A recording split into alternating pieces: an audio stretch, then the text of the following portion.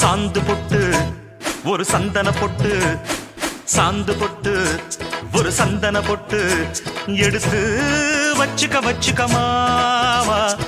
பூ முடிச்சு ஒரு சேலைய கட்டு, இனி நீ வெட்டிய கட்டிக்கலாமா. கம்பெடுத்தா சொல்லி அடிப்பே ஜல்லி காளைய போல். சாந்து பொட்டு ஒரு சந்தன பொட்டு எடுத்து வச்சுக்க மாமா.